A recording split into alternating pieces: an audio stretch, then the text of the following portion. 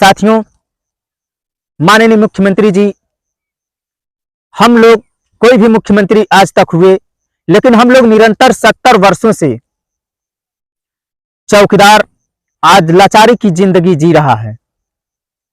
क्योंकि हम लोग देख रहा हूं, जब से मैं चौकीदार बना हूं, लगभग 30 वर्षों से हम धरना पे धरना अपने भाइयों के साथ देते आ रहे हैं कि अब हम लोगों का मानदेय में वृद्धि होगा, अब हम लोगों का वेतन बढ़ेगा, लेकिन हम लोगों का कोई बात कोई भी सरकार सुनने वाली नहीं है।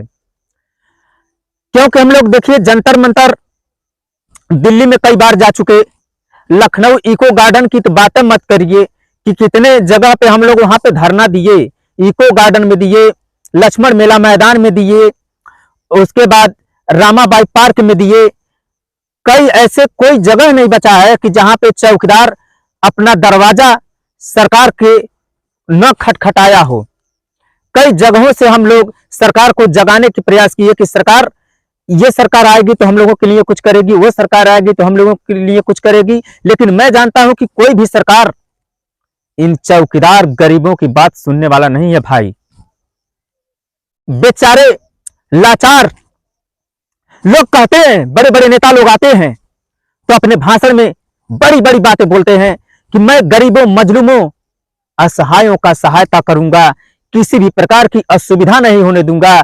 कहां चला जाता है उनका वादा। यहां तक कि माननीय मुख्यमंत्री जी, हमारी जो दिल्ली की इस समय बनी हुई हैं रेखा गुप्ता जी, आज वहां की महिलाएं एक ललचाई निगाहों से देख रही हैं कि 2500 रुपया महीना हम लोगों को मुख्यमंत्री जी के द्वारा मिलेगा। तो अच्छी बात है, उनको मिलना चाहिए, क्योंकि महिलाओं का अधिकार होता है, महिलाओं का भी सम्मान होना चाहिए हमारे समाज में। मैं किसी चीज का विरोध नहीं करता। सरकार इन्हीं जनता जनार्दन से सरकार की खजाना चलती है। सरकार के जो कर्मचारी होते हैं उनको वेतन दिया जाता है इन्हीं असहाय गरीबों के द्वारा। तो थोड़ा बहुत सरकार अगर सहयोग करती है तो अच्छी बात है, लेकिन हमारे उत्तर प्रदेश के चौकीदार आज निरंतर, मैं देख रहा हूं कि मैं जब से चौकीदार बना हूं तब से मेरा उम्र गुजर जा चुका, उम्र बीत गई मेरी। मुझे लगता है कि हम इस दुनिया से भी चले जाएंगे तब भी हम लोगों का मानदेय नहीं बढ़ने वाला है। क्योंकि निरंतर मैं 30 वर्षों से देख रहा हूं कि मैं धरने पे धरना, अब सरकार सुनेगी, अब कुछ उम्मीदें जगती हैं, लेकिन सभी उम्मीदें पर अचानक पानी फिर जाता है। मेरा तो भरोसा ही उठ गया है सरकार पर से। हम लोग भी चाहते हैं सरकार की छवि अच्छी हो, सरकार की योजना सभी जन जन तक पहुंचे, सबको उनका मान सम्मान मिलना चाहिए। लेकिन ये कहां का न्याय है कि किसी व्यक्ति को 2500, 2000 रुपए दे दो और किसी को 50,000, 40,000, 1-1, 2-2 लाख रुपए दे दो। साथियों, जब वो दिन याद आता है जब बच्चा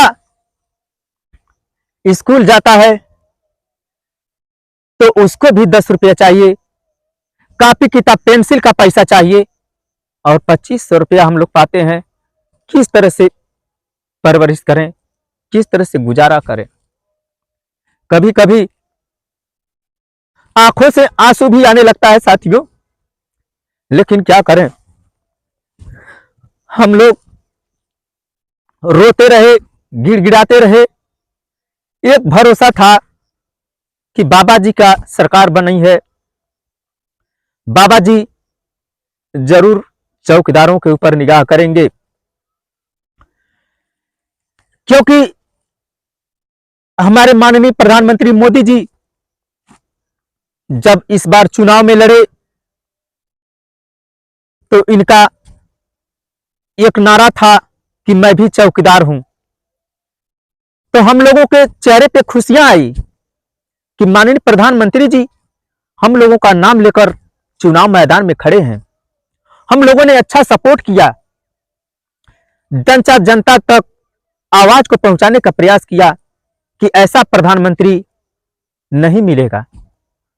तो क्या वो भूल गए कि यह चौकीदार जो मात्र 2500 रुपया पाते हैं, ये कैसे गुजारा करते होंगे?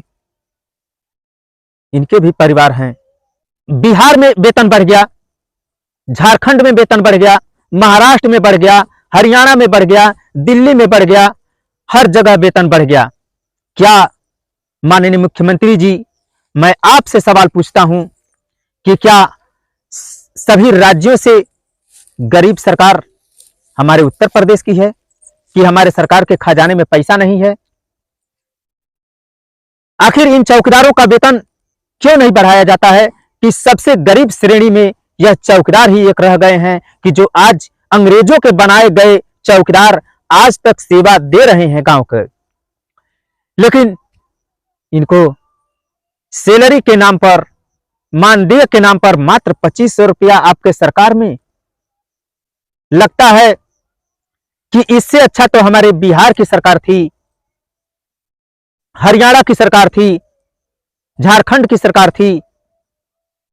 आप तो बड़े बड़े, आपको माना जाना लोग कि भारत के मुख्यमंत्री एकलौते आप ऐसे हैं कि जो निर्णायक फैसले तत्काल ले लेते हैं। आखिर उत्तर प्रदेश के ग्राम चौकीदारों का वेतन कब बढ़ेगा? मैं आपसे पूछ रहा हूं मुख्यमंत्री जी, आपसे मुझे जवाब चाहिए कि चौकीदारों का वेतन बढ़ेगा कि नहीं बढ़ेगा? आखिर इस तरह से कब तक चलेगा? या तो इस संस्था को ही खत्म कर दिया जाए। क्या करने के लिए बेकार में रखे गए हैं चौकीदार? जब इनको कुछ वेतन वेतन बढ़ाना नहीं है तो इस तरह से इनको रखने की आवश्यकता ही क्या है? खत्म कर दीजिए इस विभाग को।